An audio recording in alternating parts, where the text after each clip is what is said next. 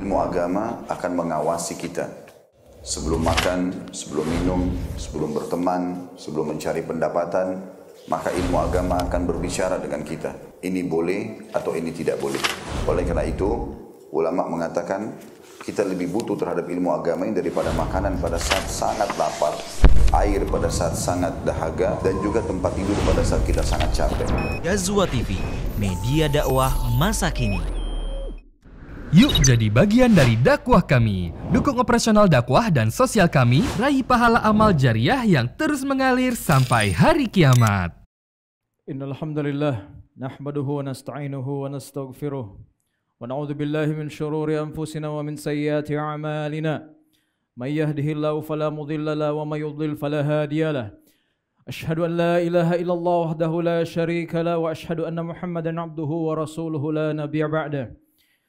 يا أيها الذين آمنوا اتقوا الله حق تقاته ولا تموتن إلا وأنتم مسلمون يا أيها الناس اتقوا ربكم الذي خلقكم من نفس واحدة وخلق منها زوجها وبث منهما رجالا كثيرا ونساء واتقوا الله الذي تساءلون به والأرحم إن الله كان عليكم رقيبا يا أيها الذين آمنوا اتقوا الله وقولوا قولا سديدا يصلح لكم أعمالكم ويغفر لكم ذنوبكم ومن يطع الله ورسوله فقد فاز فوزا عظيما أما بعد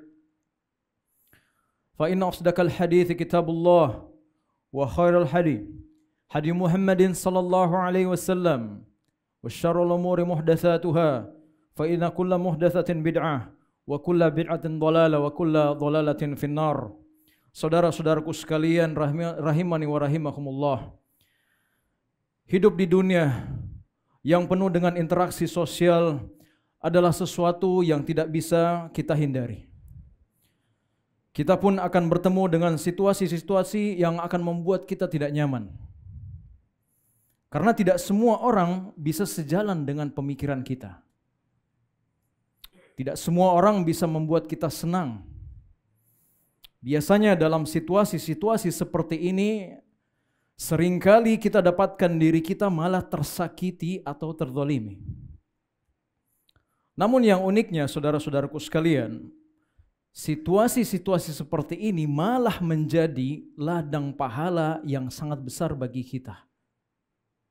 Dengan syarat dia mampu bersabar. Dia mampu bersabar.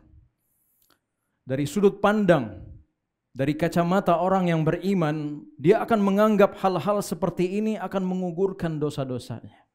Dia akan berpikir positif bahwa segala sesuatu, segala kejadian-kejadian yang tidak menyenangkan yang mendatangi dirinya, pada hakikatnya adalah pengguguran dosa dan pelipat gandaan dosa. Makanya Nabi SAW bersabda, ajaban li amril mu'min, inna amrahu kullahu khair, wa laysa dhaka li ahadin illa lil mu'min. In asabathu sarra'u syakara fakana khairan lah, wa in asabathu dharra'u sabara fakana khairan lah. Sungguh menakjubkan keadaan seorang mukmin. Ajib keadaan seorang yang beriman itu. Semua urusannya itu baik, tidak ada yang tidak baik. Dan ini terjadi hanya pada orang yang beriman saja. Kalau dia mendapatkan kesenangan, maka dia bersyukur dan itu baik untuk dia. Kalau dia mendapatkan kesusahan, kesulitan, maka dia bersabar, maka itu juga baik untuk dia. Maka bagi orang yang beriman, saudara-saudaraku sekalian, apapun situasinya, semuanya adalah kebaikan. Dan tidak mungkin seseorang bisa mempunyai prinsip ini kecuali pada orang-orang yang betul-betul tertanam padanya keimanan yang sangat kuat. Hanya saja saudara-saudaraku sekalian, kita yang belum bisa memiliki energi positif seperti itu, tidak seharusnya kita berkecil hati. Allah Subhanahu wa ta'ala bukakan bagi kita jalan untuk menuju ke sana, yaitu dengan memupuk sebuah kebiasaan baik. Kebiasaan baik ini susah dilakukan. Tapi dengan taufik dari Allah Subhanahu wa ta'ala, dengan tekad yang kuat dan niat yang sangat kuat, kita pun bisa memulai untuk memupuk kebiasaan ini. Dan ternyata saudara-saudaraku sekalian perhatikan bahwa kebiasaan ini akan mengantar kita masuk ke dalam surga dengan mudah. Masya Allah. Apakah kebiasaan yang saya maksud itu saudara-saudaraku sekalian? Mari kita simak kisah berikut ini. Kisah ini datang dari Anas bin Malik radhiyallahu ta'ala. Dia berkata, kami pernah duduk-duduk bersama dengan Rasulullah sallallahu alaihi wasallam. Kemudian Nabi sallallahu alaihi wasallam bersabda kepada kami, akan muncul kepada kalian sekarang seorang penduduk surga. Jadi mereka duduk-duduk, kata Nabi sallallahu alaihi wasallam, akan muncul seseorang dan dia ini adalah penduduk surga. Maka muncullah seseorang dari kaum Ansar. Jenggotnya masih basah karena air wudhu. Kemudian dia menggantungkan kedua sendalnya di tangan kirinya. Tatkala keesokan harinya, sahabat dan Nabi sallallahu alaihi wasallam duduk-duduk lagi bermajelis. Kemudian Nabi sallallahu alaihi wasallam mengucapkan perkataan yang sama, akan muncul seseorang penduduk surga. Apa yang terjadi? Orang yang sama muncul lagi. Di keesokan harinya mereka duduk-duduk lagi bersama dengan Rasulullah sallallahu alaihi wasallam. Kemudian Nabi berkata dengan perkataan yang sama, maka muncullah sahabat Ansar tadi, orang yang sama dengan melakukan hal yang sama. Maka tatkala Nabi sallallahu alaihi wasallam berdiri kemudian beliau pergi, kata Anas bin Malik, salah seorang sahabat yaitu Abdullah bin Amr bin As radhiyallahu taala, dia pergi mengikuti orang ini, yang sahabat Ansar tadi. Dia pergi mengikutinya. Sampai ke rumahnya, dia bilang, wahai fulan, saya ini bermasalah dengan bapak saya. Dan saya sudah bersumpah untuk tidak masuk ke rumah bapak saya selama 3 hari. Bolehkah saya tinggal di rumahmu? Maka orang itu bilang, silahkan tinggal saja. Maka Anas bin Malik melanjutkan ceritanya. Jadi Abdullah bin Amr bin As ini tinggal di rumah orang tersebut. Untuk apa? Mau melihat siapa sih orang ini yang disebut oleh Nabi SAW sebagai penduduk surga. Maka di malam hari dia lihat orang ini tidak bangun sholat malam. Biasa-biasa saja. Hanya saja, kata Abdullah bin Amr bin As, ketika dia terjaga di malam hari dan berbolak-balik di tempat tidurnya, dia pun berzikir kepada Allah dan bertakbir. Sampai akhirnya masuk sholat subuh, dia bangun, kemudian dia sholat subuh. Dan Abdullah bin Amr bin As tidak pernah mendengar orang ini berucap selain daripada kebaikan. Semua apa yang dia ucapkan adalah kebaikan. Kemudian berlalulah 3 hari. Abdullah bin Amr bin As di dalam rumah itu tidak melihat apapun dari orang ini, amalan yang berbeda dari yang lainnya. Dia pun tidak mengerjakan sholat malam. Akhirnya ketika Abdullah bin Amr bin As mau pergi, maka dia berkata kepada orang ini, wahai hamba Allah, sebenarnya saya ini tidak bermasalah dengan bapak saya. Saya tidak memboikot dia. Hanya saja saya mendengar Rasulullah SAW mengatakan bahwa kamu adalah penduduk sorga. Dan dia berkata itu sebanyak 3 kali. Maka saya ini penasaran. Apa sih yang kamu kerjakan sehingga kamu dicap sebagai penghuni surga oleh Nabi SAW. Namun aku tidak melihat dari amalanmu banyak. Biasa-biasa saja. Lantas apa yang telah kamu miliki sehingga kamu disebut oleh Nabi SAW sebagai penghuni surga? Maka orang ini berkata, tidak ada keamalanku kecuali apa yang kau lihat. Maka Abdullah bin Amr bin As pergi. Tapi tatkala dia mau pergi, orang itu berkata, tunggu. Abdullah bin Amr bin As dipanggil kembali. Maka dia berkata, saya punya amalan seperti yang engkau lihat. Hanya saja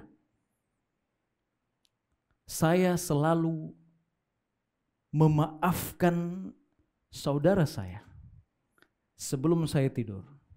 sehingga saya tidak memiliki perasaan dendam dalam hati kepada seorang muslim pun. Dan saya tidak pernah hasad kepada seorang pun atas kebaikan yang Allah berikan kepada orang lain. Maka Abdullah bin Amr bin As berkata, inilah amalan yang mengantarkan engkau menjadi penduduk surga. Dan inilah amalan yang tidak akan kami mampu mengerjakannya. Berat. Apa itu, saudara-saudaraku sekalian? Memaafkan orang lain. Inilah keutamaan memaafkan saudara kita. Bukankah kita senang kalau Allah memaafkan kesalahan kita? Tidak ada satupun orang yang hadir pada sholat Jumat pada hari ini yang tidak mau dimaafkan kesalahannya oleh Allah Subhanahu wa Ta'ala. Tatkala kita datang di hadapan Allah dengan membawa dosa sebesar gunung, bahkan lebih besar, tidakkah kita ingin Allah Subhanahu wa Ta'ala memaafkan dosa-dosa kita? Tatkala Allah menurunkan ayat yang membebaskan Aisyah radhiyallahu taala anhu dari tuduhan selingkuh akibat berita hoax yang disebar oleh seorang Mistah bin Utsatsah. Mistah bin Utsatsah ini adalah orang yang selalu dinafkahi oleh Abu Bakar radhiyallahu taala anhu. Hanya karena dia mengeluarkan berita hoax tentang perselingkuhannya Aisyah radhiyallahu taala anha, kemudian dibersihkan oleh Allah namanya Aisyah dengan turunkan ayat, maka Abu Bakar jengkel kepada Mistah dan menghentikan sedekahnya yang diberikan kepada Mistah setiap harinya. Kemudian Allah Subhanahu wa taala menegur Abu Bakar. Allah menurunkan firman-Nya, "Wala ya'tali ulul fadli minkum was-sa'ati ya'tu ulil qurba wal masakin wal muhajirin fi sabilillah wal ya'fu wal yasfahu ala tuhibbuna ay yaghfira lahu lakum wallahu ghafurur rahim." Janganlah orang yang mempunyai kelebihan dan kelapangan di antara kamu berupa harta bersumpah bahwa mereka tidak akan memberikan bantuan kepada kaum kerabatnya. Yang ditegur Abu Bakar, yang selalu memberikan sedekah dan infak kepada Mistah.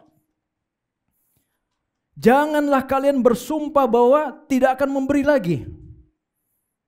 Apalagi dia adalah orang miskin, orang yang berhijrah di jalan Allah. Maka Allah berkata, hendaklah mereka memaafkan dan berlapang dada. Perhatikan baik-baik, Allah menutup ayat ini dengan berkata, apakah kamu tidak ingin bahwa Allah mengampunimu? Dan Allah adalah Maha Pengampun lagi Maha Penyayang. Maka ketika turun ayat ini, Abu Bakar radhiyallahu taala anhu berkata, baiklah, demi Allah, sungguh aku sangat suka bila Allah Subhanahu wa taala mengampuniku. Kemudian beliau kembali memberi nafkah kepada Mistah yang memang sejak dahulu beliau selalu memberinya nafkah. Bahkan dia berkata, Abu Bakar berkata, saya tidak akan berhenti memberi nafkah kepadanya untuk selamanya. Subhanallah, saudara-saudaraku sekalian, itulah keutamaan orang yang memaafkan saudaranya.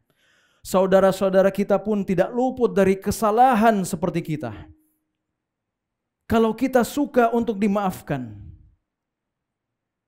maka kita berusaha untuk memaafkan orang lain. Tidakkah kita menyukai apabila Allah mengampuni dosa kita? Aqulu qouli hadza wastaghfirullahu li wa lakum wa lisairil mu'minina min kulli dhanb fastaghfiruhu innahu huwal ghafurur rahim. Alhamdulillah ala ihsani wa syukru lahu ala taufiqihi wa imtinanihi. Asyhadu an la ilaha illallah wahdahu la syarika la ta'ziman li sya'nihi. Wa asyhadu anna Muhammadan abduhu wa rasuluhu adda ila ridwani sallallahu alaihi wa ala alihi wa ashabihi wa ikhwani amma ba'd. Saudara-saudaraku sekalian, jalan menuju surga tidaklah mudah. Harus diraih dengan banyak pengorbanan. Bukan hanya korban fisik, bukan hanya korban harta, bukan hanya korban tenaga, melainkan juga korban mental dan perasaan. Terkadang perbuatan memaafkan orang lain ini terkesan dan terlihat bahwa kita lemah dan tidak punya harga diri. Namun yang kita perlu camkan baik-baik, bahwa seorang pemaaf tidaklah ditambahkan baginya kecuali banyak kebaikan. Banyak kebaikan dan banyak kemuliaan. Nabi SAW bersabda, "Ma zadallahu 'abdan bi'afwin illa 'izzah." Tidaklah Allah menambahkan kepada seorang hamba sifat pemaaf, melainkan Allah akan semakin membuatnya mulia. Namun ada satu hal yang Anda perlu ketahui, saudara-saudaraku sekalian, bahwa memberikan maaf itu tidak pada semua hal.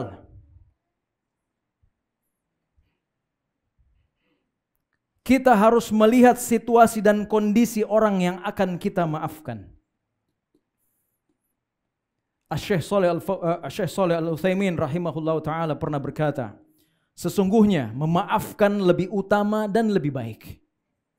Kecuali jika orang yang berbuat jahat kepadamu adalah seseorang yang dikenal akan kejahatannya, kerusakannya.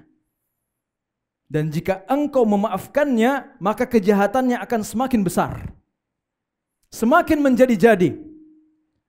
Semakin dia tidak jerah dalam melakukan kemaksiatannya, kejahatannya. Maka dalam keadaan seperti ini, yang lebih utama adalah dengan tidak memaafkannya. Bahkan engkau ambil hakmu demi perbaikannya dia itu jauh lebih utama. Semoga Allah Subhanahu wa taala memberi kita taufik untuk bisa memiliki sifat pemaaf, karena kita harapkan dengan itu Allah Subhanahu wa taala mengampuni dosa kita dan menganugerahkan kita dengan surganya. Innallaha wal malaikatahu yusholluna 'alan nabi ya ayyuhalladzina amanu shallu 'alaihi wa sallimu taslima. Allahumma shalli 'ala Muhammad wa 'ala ali Muhammad kama shallaita 'ala Ibrahim wa 'ala ali Ibrahim innaka Hamidun Majid. Allahumma ighfir lil muslimina wal muslimat wal mu'minina wal mu'minat al ahya'i minhum wal amwat innaka as-sami'un qaribun mujibud da'wa wa ya qadiyal hajat. Allahumma inna nas'aluka al-'afwa wal 'afiyata fid dunya wal akhirah. Allahumma inna nas'aluka al-'afwa wal 'afiyata fid dini wa dunyana wa ahluna wa maluna. Allahumma astur 'auratana wa amin raw'atana. Rabbana atina fid dunya hasanah wa fil akhirati hasanah wa qina adzabannar. Wa sallallahu ala nabiyyina Muhammadin wa ala alihi wa ashabihi ajmain. Subhanakallahumma bihamdika asyhadu an la ilaha illa anta astaghfiruka wa atubu ilaik. Walhamdulillahirabbil alamin.